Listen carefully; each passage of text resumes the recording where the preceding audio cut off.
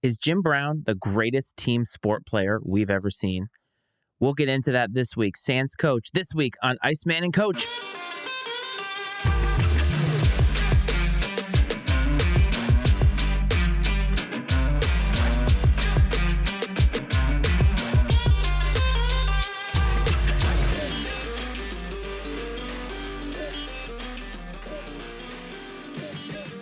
What's up, everyone? Welcome back to another episode of Iceman and Coach. This is the Iceman, Matt Frates. The coach is not with us this week. As you know, we are a family show, and things are going to happen every now and again. So the coach had to tend to his family. And as always, here on Iceman and Coach, we are here, and I mean me and you, the listeners, are here to pick up the slack. I just want to welcome you to the show and thank you for taking out the time on this long weekend. It is Memorial Day. It is the official start of summer. I don't know about you, but I'm looking forward to some beach weather, to some pool weather, and some good old-fashioned cookout weather. So however it is that you celebrate this weekend, I hope that you celebrate it happy, healthy, and safe. And I'm just happy that you are spending just a little bit of time with us here at Iceman and Coach. As you know, Iceman and Coach is a sports show, and we try to be a sports show for what we call the every fan. Not everybody celebrates sports the same way as the other person. There are a lot of people for whom sports is a die-hard venture for them. They really see it as something that is ingrained into their soul. I think there is always a place for that. There are a lot of people who also are tangentially aware of sports and really see it as something that's entertaining, but it's not critical to their lives. I find myself falling somewhere in the middle of all of that. There was a time in my life where I felt that sports was really the most important thing for me, and I think the geographic connection that I had to the city of Boston, living in New England my whole life, I think that was probably part of it. So there was a time in my life when I was younger, when I was rowdier, in which sports meant more to me. I took the losses harder. I took the wins better, things like that. As I've gotten older, I've become much more of a generalist in that respect. And some news hit over the past week that I think that we need to talk about, because I think that this particular person, and I'm talking about Jim Brown, I think that he actually transcends most of sports, because I think that some of the things that he did on the field and off the field are things that people can relate with. Jim Brown is often associated as one of the best running backs of all time. Generally speaking, when you talk about NFL, and I would say actually in sports in general, one of the most regular tropes in sports radio is actually always doing a top five of who's the best quarterback, who's the best this, who's the best that. And most of the time, whenever running back comes up in the NFL, Jim Brown is going to be in the discussion. Me personally, Jim Brown is the best running back to ever play the game. But I have to admit, I was not alive when he did most of his playing. But there's so much about his career on the field that I think a lot of people today don't appreciate. And if you look at the paradigm of the NFL today, and you look at the way that the players are, the league is fundamentally different than it ever was when Jim Brown played. First of all, I think that player rights are a lot more at the forefront, and you can thank Jim Brown for that in a lot of ways. Free agency is also something that is really, really big in the NFL. You can also thank Jim Brown for that too. And I think that player safety is something that is at the forefront. And maybe tangentially, you can thank Jim Brown for that as well, because Jim Brown has been really aging not very well over the past 10 years or so. He took a lot of punishment in his career. Now, his career was very, very short in comparison to what a lot of the careers are today that we see. I know for running back, the average career, I think, is like 2.5, 3 years, but him playing less than 10 seasons is really unusual today. Even a running back can find a journeyman spot and really find themselves on a team here or there. They're not high producing, but they're at least continuing their career, and their longevity is still safe. Jim Brown did not have that. But then again, the world was much different when Jim Brown was playing. This is in the 1960s. Now, if you think about the 1960s in America, it was a very, very volatile time for many, many reasons. One of the big reasons that it was volatile for Jim Brown specifically was, of course, segregation and all of the civil rights movements that were taking place at that time. America was fundamentally different then. If you were a black person, you couldn't necessarily go into the same restaurant as other white people. You couldn't even drink from the same water fountain, let alone go to the same school. There's so many different things that happened in this country that are not that far in our past. And Jim Brown lived through that. He was an athlete playing at the highest level of the sport through all of those things. And I think he was an athlete very, very similar to somebody like, say, Kareem Abdul-Jabbar, for instance, for whom the sport wasn't the most important thing to him. The world around him and the way that the world was presenting itself to him was also very important. And I think Jim Brown felt it was incumbent on him to be able to show you that there were more important things than sports. And Jim Brown did a lot in his very, very short career. And some of the things that I mentioned not 2 minutes ago, I think are very, very prevalent today in the NFL. Free agency is something that I think players take for granted. I think when they are on the cusp of getting paid, free agency is something that they bank on. It wasn't always the case. And I think a lot of the athletes today are directly beneficiaries of the fact that Jim Brown made it so that free agency could really happen. Perhaps he wasn't the first free agent, but I think that the work that he did talking about unions and things like that really paved the way for players to have the kind of strong union that they have today, but also make it so that free agency could be a thing. It is part of the NFL paradigm. It's really part of the pro sports paradigm here in this country. And players have benefited to the tune of millions and millions of dollars. Do you have any idea how many players have gone through the ranks of the NFL and gotten that generational wealth that we always talk about players wanting? Look at Lamar Jackson. Lamar Jackson signing that contract, that's generational wealth to him. He should be set for the rest of his life. And that is because somebody like Jim Brown paved the way. On the field, Jim Brown was a force. And when I say he was the best running back to ever play, I don't really think there is any direct comparison. There have been a lot of great running backs that have come through the ranks of the NFL. Talk about Barry Sanders, you talk about Emmitt Smith, guys like that. You could list a whole bunch of guys right in a row that were excellent Hall of Fame running backs. But not a one of them seemed to do the same thing that Jim Brown did. Jim Brown played 60% of his team's snaps. That is crazy. And the fact that he did it without missing a game is also crazy. I know a lot of people today like to look at athletes and think that they're soft today. And maybe people from Jim Brown's era also look at the NFL and think that these guys are soft. The game has updated. It has adapted. We have learned a lot about safety. We have learned a lot about how we can make the game as safe as possible, understanding that football in and of itself is an inherently violent sport. It's like trying to make boxing safe. There's no way that you can make boxing safe. It's a combat sport. And just like boxing, football is a combat sport. It is a high-impact combat sport. You can't ever really take that away from it without making it not what it is, football. Jim Brown not missing a game through all of that, that's remarkable. You think about the usage rate. Passing really wasn't as big as it is today back in the 60s. It just wasn't. The game was fundamentally different. A sound running game was really the crux of your offense. Today, you have a lot of running back by committee, and that's really the smart thing to do. If you watch the Political Football Live draft show that I was on, and if you haven't, you can find that on their YouTube, Dave, the host of Political Football, or one of the hosts of Political Football, was extremely upset because the Detroit Lions spent high draft capital in the first round to take a running back. I want to say it was like the 17th pick. I can't remember what it was. And running backs are just not as valuable today, especially when you have only once-in-a-generation talents coming through, not as often. I would actually argue that you have once-in-a-generation quarterbacks coming through much more often than you have running backs these days. But even if you draft that running back, what is that going to do for you? It's not the way that it was in the 60s. Jim Brown was their offense, and they used him a lot. 60% of the snaps. That's a lot of violence, a lot of hits, and just a lot of wear and tear. And that's why he called his career short. He was in a lot of pain throughout the rest of his life, though. So Jim Brown suffered quite a bit, but he was also a celebrity off the field as well. And he was somebody kind of like OJ that transcended the sport. He became more synonymous with the political things that he did and not just the things that he did on the field. And I think that's a great message to take away. I don't know a whole lot about Jim Brown's life. I don't know a whole lot about his politics.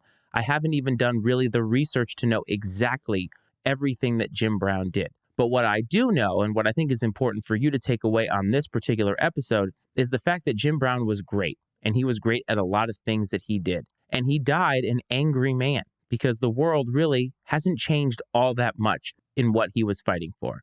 Jim Brown was looking for equality in many different facets, and you could argue some of that hasn't come to fruition today.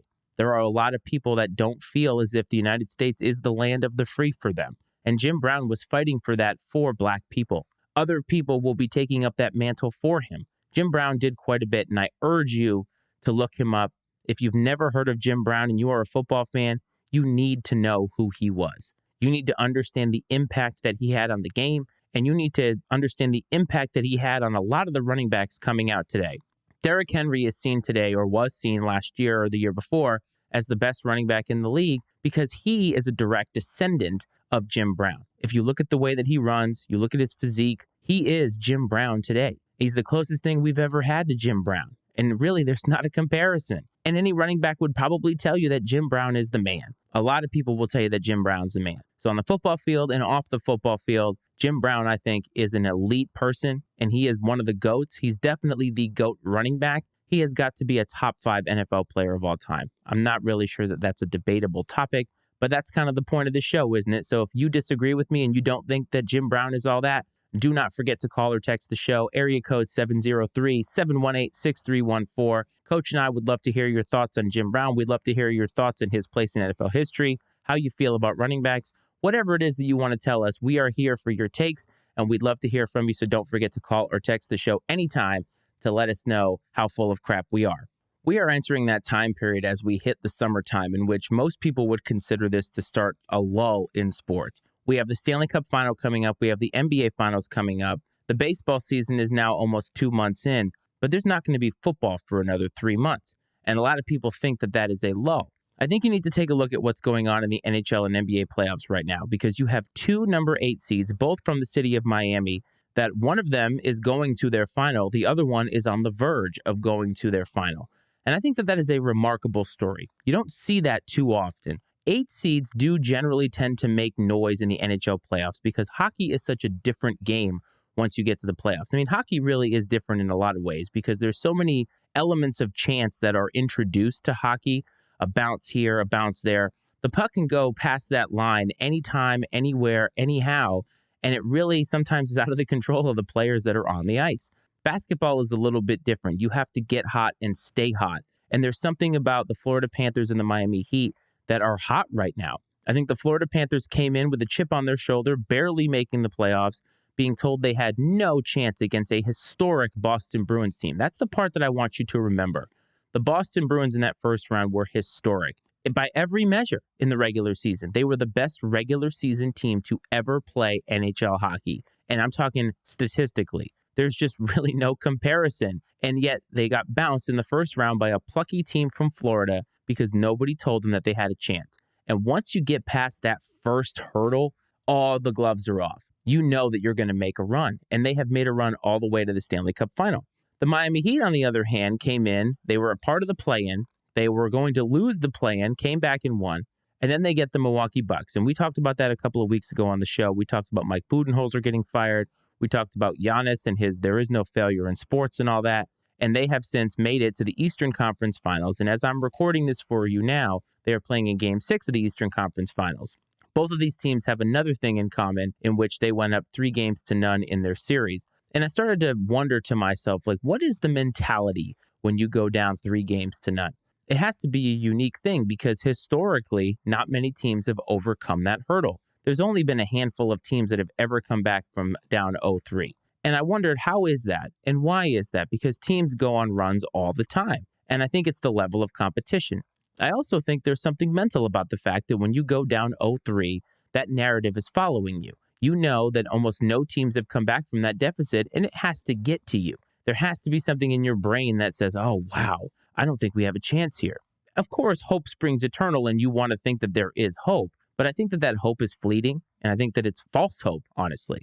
And a lot of these teams are coming into that Game 4 trying to just steal one. It's a lot. Sometimes the comeback takes more energy than the actual win, and a lot of teams fall short. The Florida Panthers sealed the deal. They did what they had to do, and they are going to their first Stanley Cup since 1996. We have yet to see who their opponent is. The Dallas Stars and the Vegas Golden Knights have both had a back-and-forth series, although when you look at it, the Vegas Golden Knights are up 3-1, and the Dallas Stars have been in every game. That's one thing I've noticed about these playoffs, actually, is overtime seems to be something that is regular. And for the casual fan like me, and I'm sure Coach would agree, that's something that you want. You want that appointment television, and seeing games go into overtime, anytime you get free sports, it's awesome. So we're going to see what happens with the Stanley Cup final, but I think that the Florida Panthers are a great story. Coach and I kind of got behind them a little bit because they're just a great story. They're the underdog, and America loves the underdog. But once the Florida Panthers make it, if they win the Stanley Cup, they will no longer have that narrative to follow them. Now, in the NBA, the Miami Heat went up 3-0 on the Boston Celtics. Now, the Boston Celtics, on paper, should have been the better team. I think that nobody would argue that they aren't the better team. But when you get to the playoffs, everything is different. And I think that sometimes matchups matter. The Celtics and Heat have played themselves so often over the last few postseasons, they're very, very familiar with each other. And both of these teams have a very, very similar core to what they've had the last 3 or 4 years. And I think that you get to the point where you're so familiar with that team that no matter what the team comes in with, and talking about regular season records, player disparities, things like that, I think that it's just a different beast entirely. And the Heat found themselves up 3-0. And I thought, wow, the Celtics are really having a disappointing run here because they were a team that had high hopes, having gone to the finals last year, come up a little bit short against Golden State. Their coach got fired over the offseason. Joe Mazzulla takes over. He's a very, very young guy. He's 6 years younger than I am. Can't believe I'm at that point now where all of these coaches and players are like significantly younger than I am. But it is what it is, right? You get older, things happen. And they have high expectations, and they have almost a 60-win season. But the playoffs haven't really seemed easy for them. They played the Hawks. They didn't really stomp them out of the building. They played the 76ers, who gave them every single chance to win. And it really took them 7 games. And it was kind of like, man, it doesn't seem like this is very easy for them. And they get the Heat, and the Heat go up 3-0 before you even realize what's happening. And the Celtics came into game 4 saying, don't let us get one. And I told you just a minute ago, that's how all these teams think. We need to get one. So the Celtics got one. They got game 4. And then they got another one in game 5. And this is where the mentality shifts a little bit, because once you get to game 6, and of course it's happening right now, so by the time this comes to you, the Miami Heat may be headed to the NBA Finals. But my point being here is that once you get to that point where you have lost 2 in a row now, the mentality shifts a little bit. Sure, the Celtics are down in the series, but the Miami Heat now feel as if the pressure is on them because, again, that narrative is following. It doesn't just follow the teams that are down. It then becomes part of the narrative of the teams that are up. Because when you're up 3-2, but you were up 3-0, that doubt starts to creep in. The narrative, the media starts to follow you.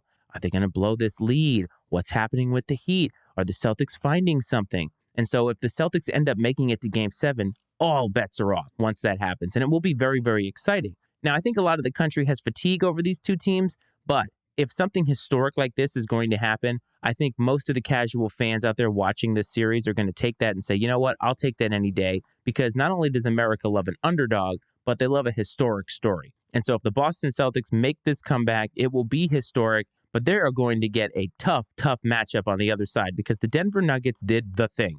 Nikola Jokic, I talked about a few weeks ago, needed to be the MVP, and having watched him in these playoffs, understanding that it's a regular season award, I still do not understand how Nikola Jokic didn't win the MVP. Now, there are some theories to go along with that, and our buddy Matt Humphreys, who will be a part of Basketball U coming up in a couple of weeks right before the finals, he has talked about the fact offline that it's voter fatigue, that a lot of these voters don't want to vote Jokic an MVP for the 3rd time because getting 3 in a row gives him this level of prestige that they feel, I guess, is only reserved for the best of the best. But my question to you is, what has Jokic not done yet to show you that he is amongst the greatest that have ever played? Does he need a title? I would say probably yes.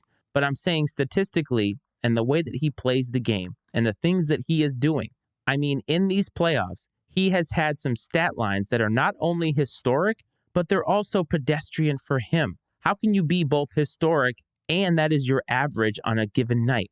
I don't understand how this player is happening. When I watch Nikola Jokic play, he's playing with a fluidity that just isn't natural for somebody that looks and plays like him. His body shape, he looks like a guy that should live in my neighborhood. He doesn't look like the best player in the NBA. But I said coming into this Western Conference Finals that the Denver Nuggets, they had never made it this far, and they needed a part of the narrative to go with it. And they were going to get that because they got LeBron James and the Lakers. Now, LeBron James and the Lakers, a 7th seed coming into these playoffs, but probably a 7th seed that you feel was more dangerous because of the fact that Anthony Davis was healthy and LeBron James is on this team. You really can't go wrong with what is probably going to go down as the 2nd greatest NBA player of all time on your team. And if you have a healthy Anthony Davis, that really, really helps. But I thought this is the time where the Nuggets need to step up and really make the narrative about them relinquishing control from LeBron James. And you know what?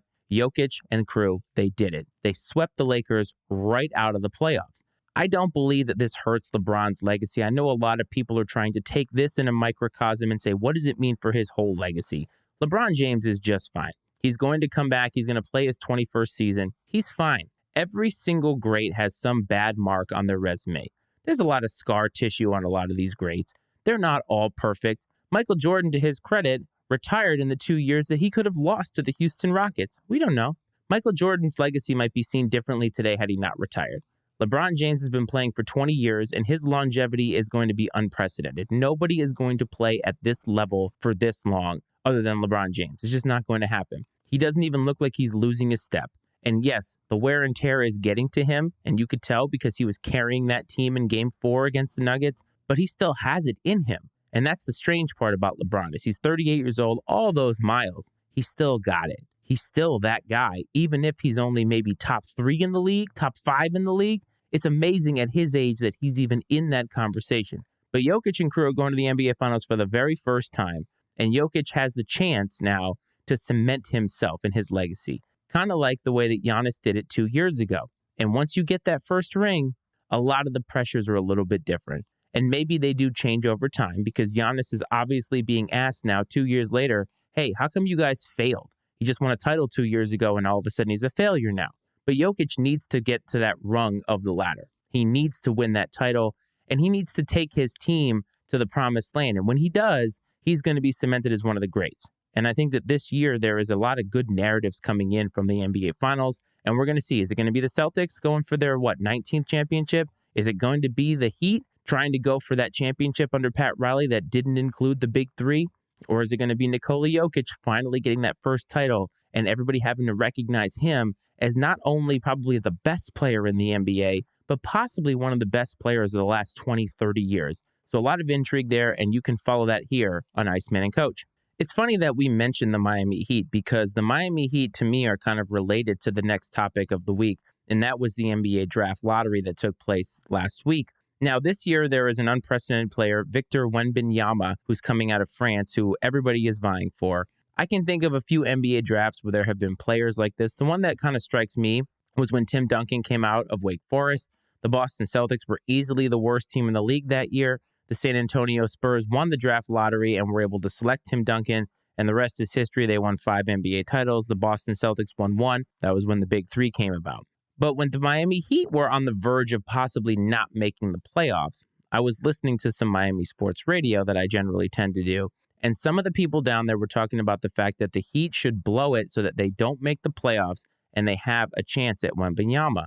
The Heat are in that weird place where when you're the 8th seed or you're on the cusp of missing the playoffs, you're in that draft space where you're probably going to get a guy that's going to be a very good role player, but probably not a franchise-changing guy. And when you have a guy like Wembanyama, who a lot of people are saying is that can't-miss prospect, then you need to figure out what's more important. Do you go for a championship because you don't know when the next opportunity is going to come around? Or do you think toward the future and try to get a chance at this guy?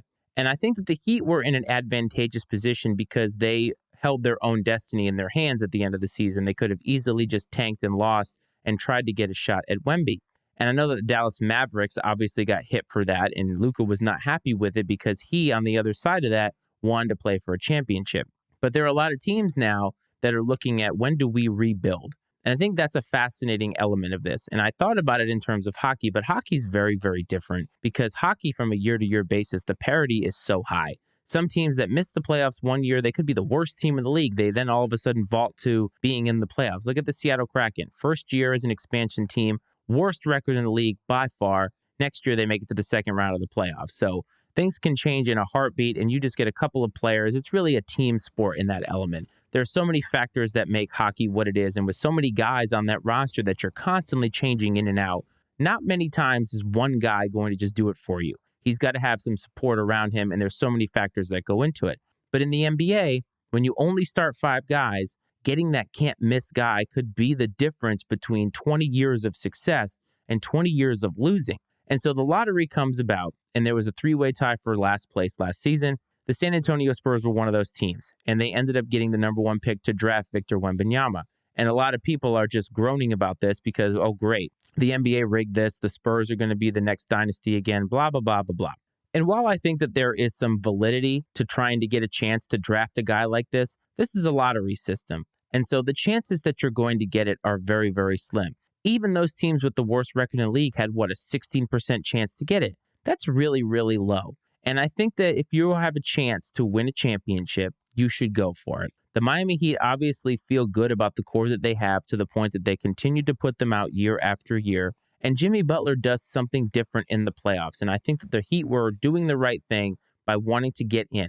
Even if you get into the play-in, just get in and see what you can do. And as we spoke about earlier, they're 1 win away from the NBA Finals. So if you have a chance to win a championship, you should take it because they don't come around very often and you just don't know if you're going to get that chance. So many things go into winning a championship.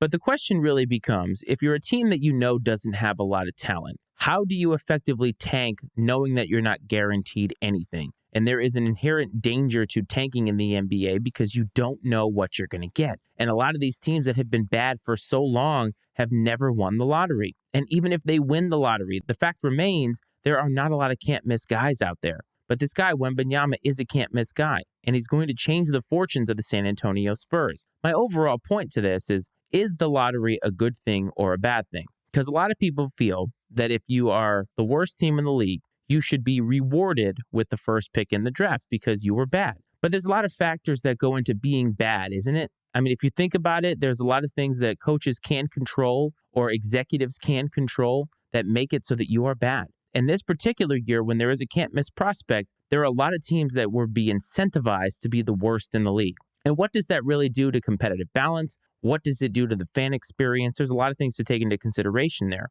And so I think that for the NBA, because one player can drastically change your franchise, I do think that the lottery makes a lot of sense in that regard. Again, you're only starting 5 guys. And so if you draft that one guy who's going to be able to come in and set your franchise on the next path for the next 10, 12, 15 years, that's a responsibility that I think should not just be given to the fact that you made sure that you tanked. Because I'm telling you right now, every team would try to go 0-82 just to get this guy. There would not be a lot of competitiveness. And I think that the lottery actually makes it so that you try to stay competitive. But let's say the Golden State Warriors are looking at their future. They have this core. They think that maybe they have a couple of years left to try and win another championship. But hey, here comes Wemby. So you know what happens? Steph Curry gets hurt. Draymond gets hurt. Klay Thompson gets hurt. And all of a sudden now, the Warriors are the worst team in the league. And that worked out for them recently. They ended up drafting a couple of guys, and then guess what? They won the championship last year. So hope springs eternal there. But I think that if you're in the business of trying to tank intentionally, I do believe that it hurts your chances because I think that you're not just letting yourself down,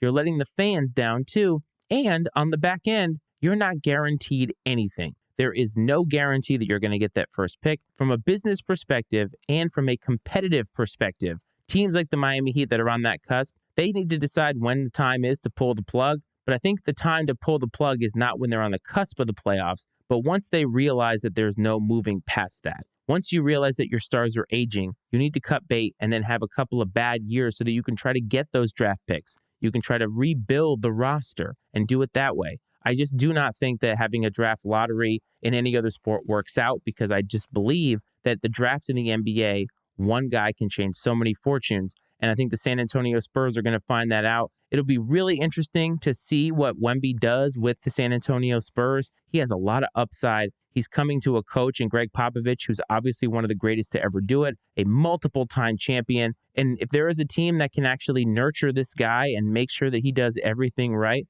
I think that it's the San Antonio Spurs. We will have to wait to see because we just don't know anything, and there are so many factors that can go into it. I'd love to know how you feel about it. Don't forget, call or text the show 703-718-6314 for you podcast listeners. And of course, it is scrolling at the bottom of the screen for those of you on YouTube. And guess what? It's now time for OTW.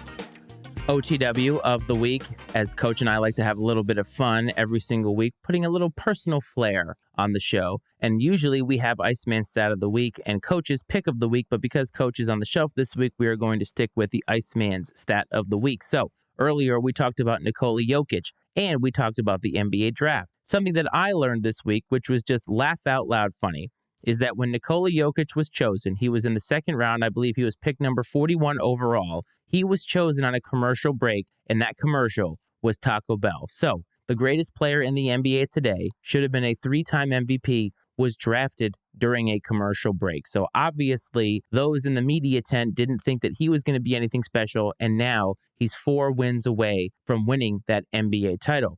As I said at the beginning of the show, we're a family show and things happen every single week, but I just want you to know, the listener, that we try to set it up so that every single week you are getting some content. I can't even begin to describe to you, if you're listening or if you're watching, just how much your listenership and your viewership means to me and to Coach. Life is very, very busy. It always will be. And the fact that you take just a little bit of your time to watch us or listen to us, it's so humbling. We talk about it a lot. And I know that Coach and I have a lot going on in our lives, and we try to do everything that we can to bring you that content. But one of the reasons that we decided to do I&C Sports was because we knew that we needed to branch out. We wanted to bring you more content, even if things weren't going that way on our end, and we could bring you that content. So I'm really happy to announce the fact that this past week, we actually put out our first 2 I&C Sports content pieces, and that was the Cornerman and Flashing the Leather baseball and boxing specific content. I had a lot of fun recording those with some folks. We had John Jones coming in talking about baseball. We had Supreme Rich and Cleve Wason, who you already know because he's been on this show before, to talk about boxing, the Haney-Lomachenko fight. So there's a lot of that kind of stuff coming up for you. And I want you to stick with us. Understand that we have a vision and we want to present you with that menu of content. We want you to be entertained. I'm very, very happy that you're enjoying yourself, and I just can't even begin to describe to you from me and Coach how much this means to us. So before we get out of here, though, a little bit of housekeeping. Don't forget to call or text the show. That number is scrolling at the bottom and is in the show notes. If you're watching on YouTube, don't forget to hit like and subscribe. It's not a requirement, but it does help. And if you're listening and you want to find the YouTube page, that is in the show notes. Please don't forget to support the Pub Time Podcast, where Brad and Ryan are doing some really, really great things over there. You can find them wherever you get your podcasts. If you are listening on Apple and Spotify, please don't forget to hit follow and rate. It keeps the show growing and charting.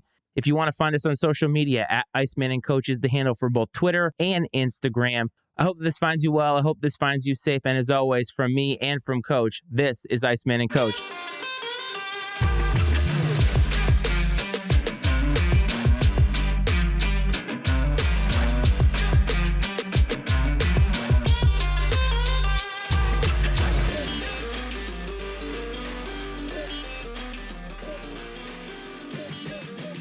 The opinions and viewpoints expressed on the Iceman and Coach Sports Show are those of Matt Freitz, Brad Powell, and their guests, and not necessarily those of the Matty Ice Media Network. The Iceman and Coach Sports Show is exclusively owned by Matt Freitz and Brad Powell, and is brought to you by the Matty Ice Media Network.